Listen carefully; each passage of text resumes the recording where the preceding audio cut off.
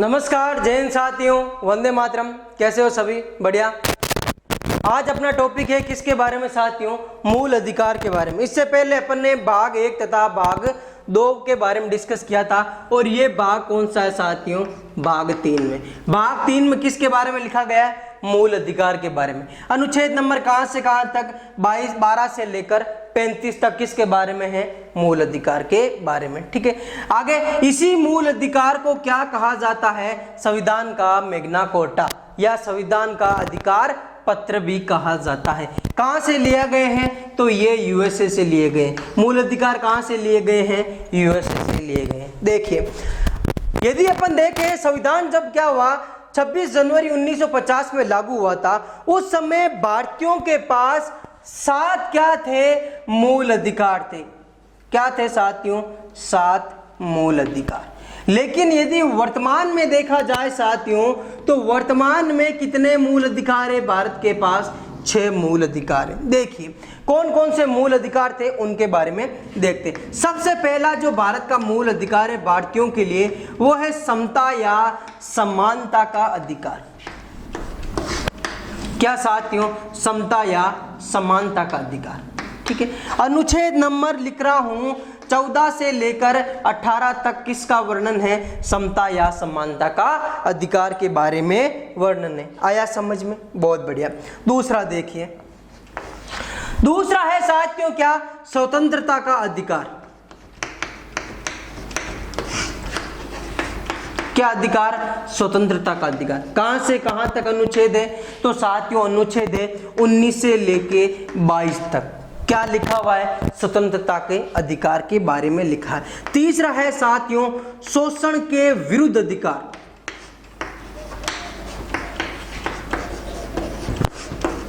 क्या है साथियों? शोषण के विरुद्ध अधिकार। कहां से कहां तक है? तो ये 23 से लेकर 24 तक किसके बारे में लिखा हुआ है? शोषण के विरुद्ध अधिकार के बारे में लिखा गया है। ठीक है, अगला है साथियों चौथा अधिकार कौन सा? धार्मिक स्वतंत्रता का अधिकार।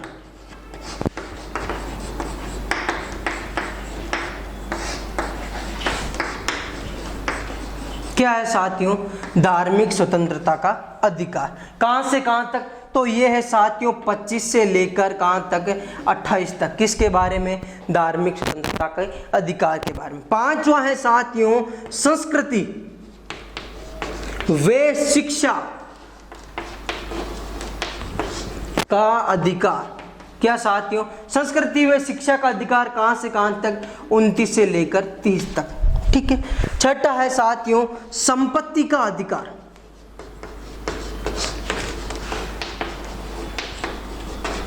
कौन से में? अनुच्छेद नंबर 31 में। अगला है साथियों क्या? संवैधानिक उपचारों का अधिकार। संवैधानिक उपचारों का अधिकार। ये है साथियों भारत के क्या? 7 मूल अधिकार जो किसके लिए हैं? भारतीयों के लिए हैं। ठीक है, मूल संविधान में ये 7 अधिकार थे, लेकिन वर्तमान में मैंने बताया कि अधिकार कितने हैं? 6 हैं। कौन सा अधिकार खत्म हो गया? तो साथियों जो छठा अधिकार है अपना कौन सा? संपत्ति का अधिकार। ये क्या कर दिया गया? 44वां संविधान संशोधन हुआ जब, तब इसको क्या कर दिया गया? हटा दिया गया। कब हटाया? 44वां संविधान संशोधन में। और कब हुआ 44वां संविधान संशोधन साथियों? तो 44वां संविधान संशोधन हुआ कब साथियों? 1979 को। कब? 1979 को। ठीक है, तो इस प्रकार भारतीयों के वर्तमान में कितने अधिकार हैं? तो वर्तमान में कितने अधिकार हैं? 6 अधिकार हैं। देख लीजिए एक बार, मेनली मैं बता देता हूं। पहला अधिकार है समता या समानता का अधिकार। कहां से कहां तक? 14 से लेकर 18 तक। क्या लिखा गया साथियों इसमें? देखो, इसमें लिखा गया साथियों समता के अधिकार में कि सभी के लिए क्या? कानून समान होगा। पहली बात तो ठीक है। दूसरा, सभी समान होंगे, मतलब धर्म, जाति, वंश, कुल के आधार पर किसी को भी नहीं बांटा जाएगा, ना ही धर्म, जाति, कुल के अधिकार पर क्या किसी को भी क्या नौकरी में या प्रमोशन में उनको प्राथमिकता दी जाएगी। अपवाद के रूप में वर्तमान में है, जैसे क्या आरक्षण मिले हुए उनका अपवाद के रूप में अलग नोट में लिखा गया है, ठीक है। पदोन्नति में भी किसी को भी वंश, जाति के आधार पर क्या मान्यता नहीं दी जाएगी, ठीक है। अगला है कौन सा, स्वतंत्रता का अधिकार। 19 से लेकर 22 तक लिखा गया है। स्वतंत्रता किस किस की स्वतंत्रता है? देखो, भारतीयों को प्रेस की स्वतंत्रता है, बोलने की स्वतंत्रता है, कहीं पर रहने की स्वतंत्रता है, कहीं पर भारत में घूमने की स्वतंत्रता है, एक संगठन बनाने की स्वतंत्रता है, ठीक है, बिना हथियार के सभा करने की स्वतंत्रता है, ठीक है। दूसरा स्वतंत्रता किसके बारे में है? अपराधों के लिए दोषपूर्ण संरक्षण की स्वतंत्रता है, ठीक है। और तीसरी स्वतंत्रता अपनी यह है क्या साथियों, के जीने की स्वतंत्रता, अपन जी सकते हैं, ये अपनी क्या है साथियों, स्वतंत्रता है कि मैं जीऊंगा, ठीक है। कुछ दशाओं में गिरफ्तारी और निरोध में संरक्षण की भी क्या है, स्वतंत्रता है। अगला है शोषण के विरुद्ध अधिकार। कोई भी व्यक्ति का यदि शोषण हो रहा है तो वो कानूनी तौर पर आवाज उठा सकता है, ये उसका क्या है, अधिकार है। बच्चों को 14 वर्ष से कम उम्र के बच्चों को कारखानों में कार्य करने के लिए बाधित करने पर भी यदि बच्चा कानून पर आवाज उठाता है तो उसको क्या है, स्वतंत्रता है। धार्मिक स्वतंत्रता, किसी भी व्यक्ति, कोई भी भारतीय नागरिक किसी भी धर्म को अपना सकता है, किसी भी धर्म की पढ़ाई कर सकता है, किसी भी धर्म का प्रचार प्रसार कर सकता है, ये क्या है, उसको स्वतंत्रता है। संस्कृति व शिक्षा का अधिकार, भारतीय को शिक्षा लेने का अधिकार है और मुख्यतः रूप से क्या प्राथमिक शिक्षा का पूर्ण अधिकार है भारतीय को। संपत्ति का अधिकार जो हटा दिया गया, संवैधानिक उपचारों का अधिकार, किस प्रकार से भारत के अधिकारों को क्या हनन होता है तो अपन कहाँ आवाज उठा सकते हैं, उनके बारे में संवैधानिक उपचारों के अधिकार में लिखा गया है। अपन पढ़ेंगे 1 बाय 1 के बारे में। सबसे पहले पढ़ेंगे समानता का अधिकार, 14 से लेकर 18 तक क्या क्या लिखा गया है उनके बारे में। पढ़ें क्या, देखिए आगे। अब देखिए साथियों, अपन पढ़ते हैं। सबसे पहले कौन सा अधिकार अपन ने पढ़ा, समता या समानता का अधिकार। कहां से कहां तक पढ़ा, अनुच्छेद नंबर 14 से लेकर 18 तक, ठीक है। क्या क्या लिखा गया है देख लीजिए एक बार। सबसे पहले अनुच्छेद नंबर 14 में क्या लिखा गया है, विधि के समक्ष समानता। समझाता चलूंगा, साथ साथ में समझते भी जाना। क्या मतलब हुआ विधि के समक्ष समानता? यदि भारत सरकार या क्या कार्यपालिका या न्यायपालिका कोई कानून का निर्माण करती है तो वो प्रत्येक नागरिक भारत के लिए कानून समान होगा। ये नहीं कि गरीबों के लिए अलग है, अमीरों के लिए अलग है, कानून सबके लिए क्या समान होगा। हाँ, ये अभी वर्तमान में है कि कुछ भिन्नताएं चलती आ रही है, लेकिन कानून क्या संविधान में लिखा गया है, विधि के समक्ष समानता, सभी के लिए कानून क्या होगा, समान होगा। किस में लिखा गया है, अनुच्छेद नंबर 14 में। अनुच्छेद नंबर 15 में क्या लिखा गया है, अनुच्छेद नंबर 15 में लिखा गया है साथियों, धर्म, नस्ल, जाति, वंश, कुल के अनुसार कोई भी भेदभाव नहीं किया जाएगा, भेदभाव नहीं, ठीक है। किसके अनुसार, धर्म है, नस्ल है, उसकी जाति है, वंश है, कुल के अनुसार कोई भी भेदभाव नहीं किया जाएगा। यह भेदभाव क्या है साथियों, निषेध है। भेदभाव क्या है, निषेध है। किस में लिखा गया है, अनुच्छेद नंबर 15 में। अनुच्छेद नंबर 16 में क्या लिखा गया है साथियों, कि लोक नियोजन, मतलब किसी भी परीक्षा में, किसी भी भर्ती में लोक नियोजन जो कार्यक्रम होते हैं, लोक नियोजन के विषय में क्या साथियों, लोक नियोजन के विषय में अवसर की समानता। अवसर की समानता का क्या मतलब हुआ, सभी क्या है, समान होंगे, लेकिन इनमें अपवाद भी जोड़े गए हैं, जैसे अनुसूचित जाति, जनजाति या ओबीसी के लिए स्पेशली क्या है, जैसे आरक्षण मिले गए हैं, तो वो इसमें अपवाद भी लिखा गया। एक अगला है अनुच्छेद नंबर 17, खूब बार क्वेश्चन आता है अनुच्छेद नंबर 17 में, याद रखना है, स्टार लगा लो। क्या है, अस्पृश्यता का अंत। क्या साथियों, अस्पृश्यता का अंत मतलब क्या हुआ, कोई भी ऊंच नीच नहीं कि ये इस जाति का, इस प्रश्न नहीं, ये मंदिर में नहीं जाएगा, ये मस्जिद में नहीं जाएगा, ये छोटी जाति का, ये बड़ी जाति का है। ये इस प्रस्ताव का अपन को क्या करना है, अंत करना है। किस में लिखा गया है? अनुच्छेद नंबर 17 में लिखा गया है। अनुच्छेद नंबर 18 क्या लिखा गया है? अनुच्छेद नंबर 18 में लिखा गया है उपाधियों का अंत। मतलब क्या होगा?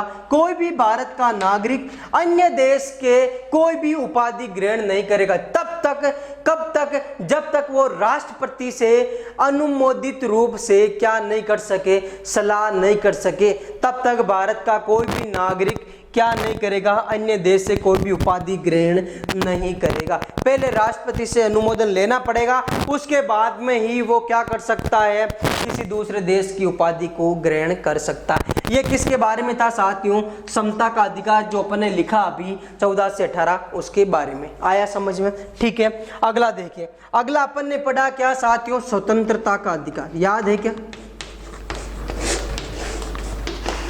कब पढ़ा स्वतंत्रता का अधिकार? कहां से कहां तक पढ़ा? तो स्वतंत्रता का अधिकार है साथियों कहां से कहां तक? 19 से लेके 22 तक। ठीक है, 19 से लेके 22 तक। पहले में देखो, सबसे पहले 19 अनुच्छेद नंबर 19 में भारतीयों को 6 स्वतंत्रता है। कितनी? 6 स्वतंत्रता।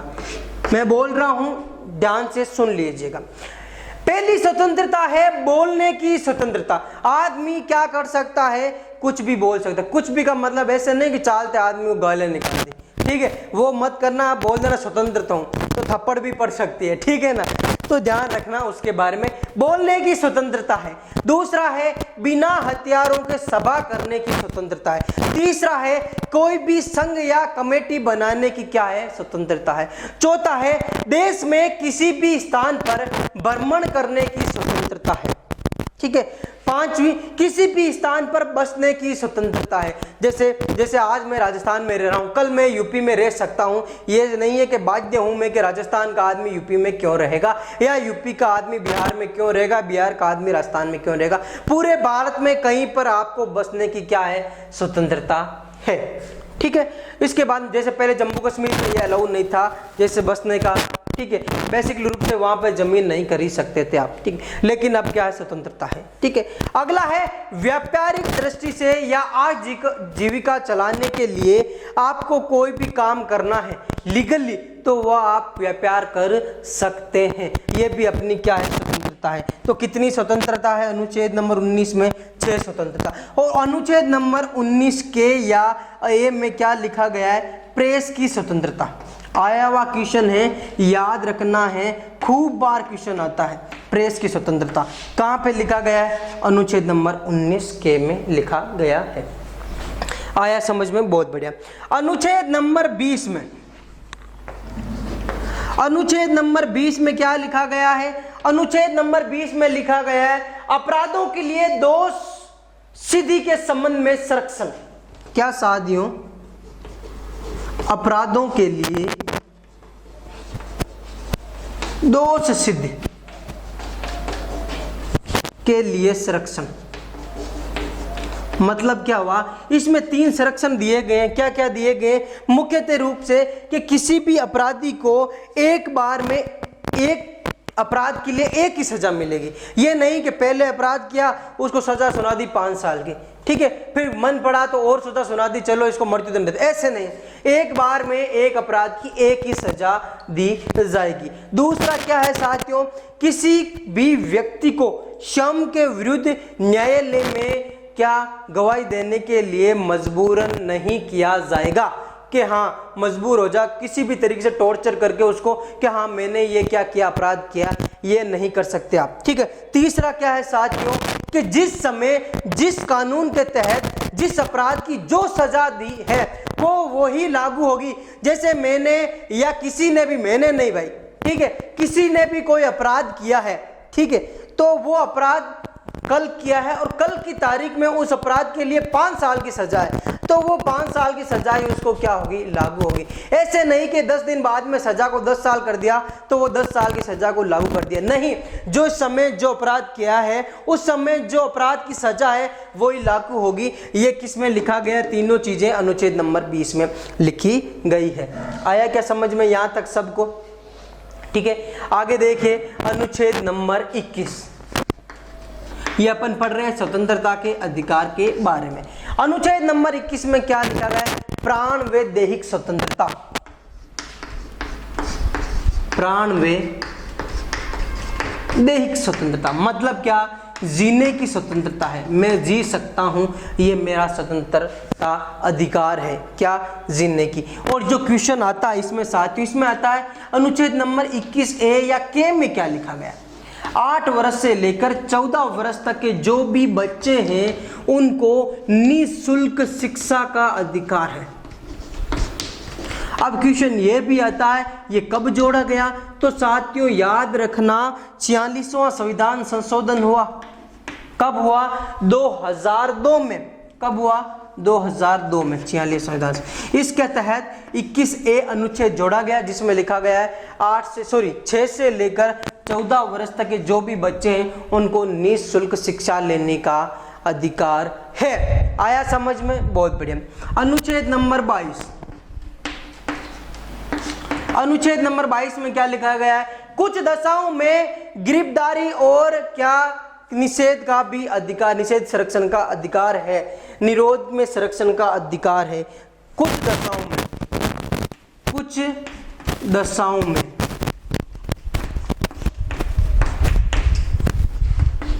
गिरफ्तारी, निरोध, संरक्षण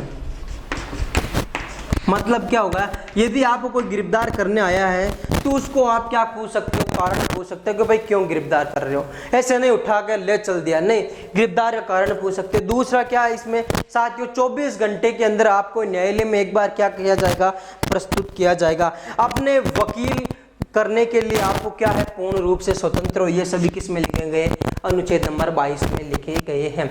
ठीक है, अनुच्छेद नंबर 23 में क्या लिखे गए, अनुच्छेद नंबर 23 में लिखे मानव के दुर्व्यवहार और बलात्श्रम, मानव दुर्व्यवहार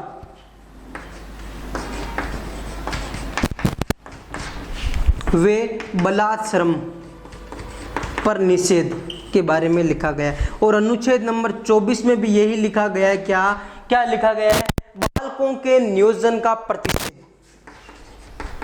बालकों के नियोजन का प्रतिषेध मतलब क्या हुआ, अनुच्छेद नंबर 24 में लिखा गया है कि 14 वर्ष से कम आयु के जो भी बच्चे हैं उनको कारखानों में पूर्ण रूप से कार्य नहीं किया जाएगा। ये उनके लिए क्या है, कानूनन अपराध है, जो कार्य करा रहा है उनके लिए कानूनन अपराध है। तो अपन ने पढ़ा दो, एक तो पढ़ा समता का अधिकार, दूसरा पढ़ा स्वतंत्रता का अधिकार। समता के अधिकार में 4 अपन ने पढ़े, 14 से लेकर 18 तक। 14 में विधि के समक्ष समानता, कानून सबके लिए समान। 15 में धर्म, जाति, मूल, वंश के आधार पर कोई भी भेदभाव नहीं किया जाएगा। 16 में लोक नियोजन के विषय में अवसर की समानता। 17 में एश प्रस्ता का अंत और 18 में उपाधियों का अंत। फिर है स्वतंत्रता का अधिकार में अनुच्छेद नंबर 19 से लेकर 22 तक की स्वतंत्रता है, 22 तक की नहीं, 24 तक की स्वतंत्र, 22 तक की स्वतंत्रता है। ठीक है, 22 तक कौन कौन से हैं, तो देखो अनुच्छेद नंबर 19 में स्वतंत्रता का अधिकार, कितनी है स्वतंत्रता, 6 स्वतंत्रता। 20 में अपराधों के लिए, दोषित के लिए संरक्षण है, क्या कर सकता है, अब मैंने बता दिया। 19 में प्राण जी सकता है। 21 में जो बाद में जोड़ा गया, 22 में कुछ दशाओं में गिरफ्तारी निषेध, 22 तक हो गया स्वतंत्रता का अधिकार। फिर अपन ने यहां से 23 और 24 किसके बारे में पढ़ा साथियों, शोषण के विरुद्ध, लिखना भूल गया मैं, शोषण के विरुद्ध अधिकार, किसका शोषण नहीं कर सकते आप, 23 और 24 में लिखा गया। ठीक है, अब हो गए अपने तीन और अपने अधिकार बचे, उनके बारे में पढ़ते हैं अपन अगले। देखिए आगे देखिए साथियों, अगला अधिकार कौन सा, अपने धार्मिक स्वतंत्रता का अधिकार। देखिए धार्मिक स्वतंत्रता का अधिकार कहां से कहां तक है, कौन से अनुच्छेद में लिखा गया है? तो धार्मिक स्वतंत्रता का अधिकार लिखा गया है साथियों 25 से लेकर 28 तक। कहां तक? 25 से लेकर 28 तक। क्या क्या लिखा गया है उसके बारे में देखो। अनुच्छेद नंबर 25 में क्या लिखा है इन्होंने कि अनुच्छेद नंबर 25 में लिखा, किसी भी धर्म का कोई भी व्यक्ति किसी भी धर्म को मानने, उसका आचरण करने या फिर उसका क्या प्रचार प्रसार करना, प्रचार प्रसार कर सकता है। कोई भी व्यक्ति भारत का किसी भी धर्म को मान सकता है, उसका आचरण कर सकता है और उसका प्रचार प्रसार कर सकता है। ये क्या है? भारतीयों को स्वतंत्रता है। किसको? भारतीयों को। किस अनुच्छेद में? अनुच्छेद नंबर 25 में लिखा गया है। ठीक है। अनुच्छेद नंबर 26 में क्या लिखा गया है साथियों? तो अनुच्छेद नंबर 26 में लिखा गया है, धार्मिक कार्यों के प्रबंध की स्वतंत्रता। क्या है साथियों? धार्मिक कार्यों के प्रबंध की स्वतंत्रता। मतलब क्या हुआ कि कोई भी व्यक्ति किसी भी धर्म के कार्य को क्या कर सकता है, उसमें भाग ले सकता है, किसी कार्यक्रम में उस कार्यक्रम को आयोजित करा सकता है। ठीक है, वो सब भारत के लिए क्या है? भारतीयों के नागरिकों के लिए क्या है? स्वतंत्रता है। और अनुच्छेद नंबर 27 में लिखा गया है, जो भी धार्मिक कार्यक्रम है या धार्मिक स्थल है वो सभी क्या है? कर देने के लिए बाध्य नहीं है।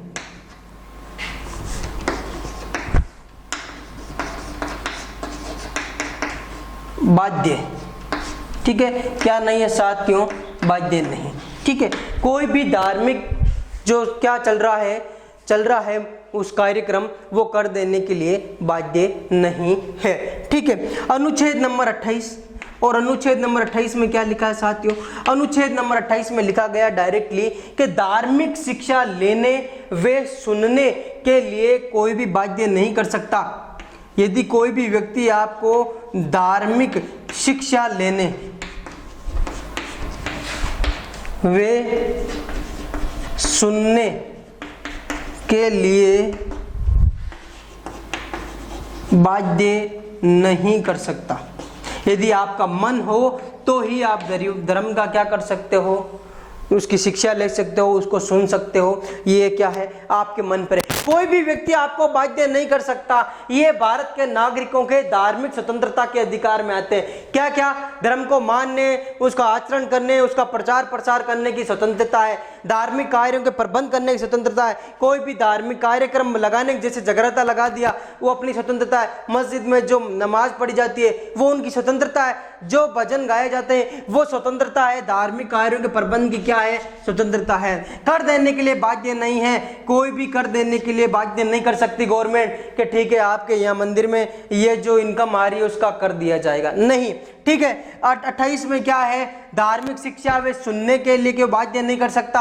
आपको किसी भी धर्म का व्यक्ति उस धर्म के बारे में शिक्षा लेने में, उस धर्म को सुनने में कोई भी बाध्य नहीं कर सकता। ये क्या? अपने धार्मिक स्वतंत्रता का अधिकार है। अगला है साथियों संस्कृति वे शिक्षा का अधिकार। देखिए, संस्कृति और शिक्षा का अधिकार में अपन ने पढ़ा साथियों कहां से कहां तक? 29 से लेकर 30 तक। क्या है? देखिए 29 में लिखा गया है स्पष्ट रूप से कि जो अल्पसंख्यक हैं, क्या साथियों? जो अल्पसंख्यक जातियां हैं, अल्पसंख्यक वर्ग हैं, अल्पसंख्यक वर्गों के हितों का संरक्षण। हितों का संरक्षण मतलब क्या हुआ? जो अल्पसंख्यक व्यक्ति हैं उनके लिए कोई भी नया कानून बन सकता है, उनके लिए अलग से कुछ व्यवस्था हो सकती है। ये सभी कानून में लिखा गया या संविधान में लिखा गया है। अनुच्छेद नंबर 30 में ये भी लिखा गया है। ठीक है, इसमें यह भी लिखा गया है कहीं पे भी शिक्षा प्राप्त कर सकता है अल्पसंख्यक वर्ग के बच्चे या व्यक्ति। ठीक है, इसमें लिखा गया है 30 में शिक्षा संस्थानों। क्या साथियों? शिक्षा संस्थानों की स्थापना। मतलब कोई भी अल्पसंख्यक व्यक्ति शिक्षा संस्थानों की क्या कर सकता है? स्थापना करने का उसको क्या अधिकार है? किसको? अल्पसंख्यक वर्ग के जो भी व्यक्ति हैं उनको। ठीक है, तो ये हो गया संस्कृति व शिक्षा का अधिकार। दोनों अल्पसंख्यक के बारे में, पहला अल्पसंख्यक वर्ग के हितों का संरक्षण, कहीं भी शिक्षा ले सकता है, उसमें भेदभाव नहीं किया जाएगा। दूसरा, शिक्षण संस्थानों की स्थापना का भी विवरण लिखा गया है। आया क्या समझ में? आया क्या सबके समझ में? बहुत बढ़िया। देखिए आगे और कौन कौन से ऐसे कार्यक्रम हैं जिनको क्या है मेनली जरूरी है।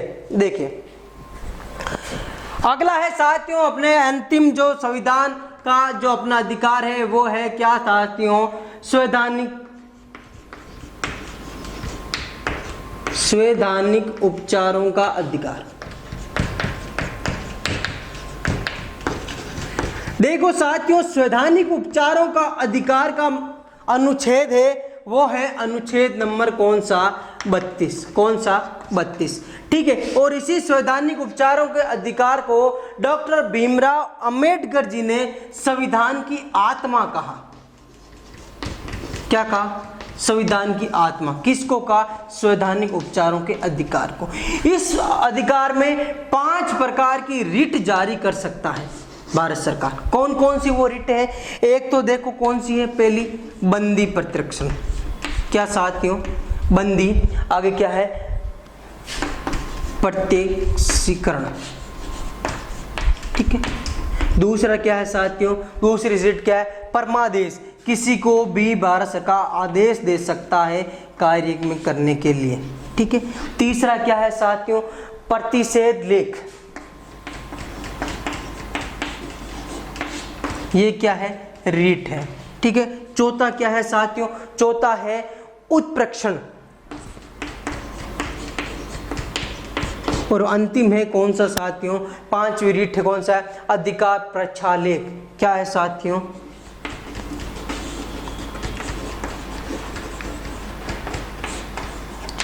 ये 5 रीटों के बारे में कौन से अनुच्छेद में लिखा गया है? अनुच्छेद नंबर 32। क्या नाम है? संवैधानिक उपचारों का अधिकार। आया समझ में? बहुत बढ़िया। अब जो भी ये अधिकार है क्या परिवर्तनशील है? क्या भारत सरकार इसको संसद क्या बदल सकती है या नहीं?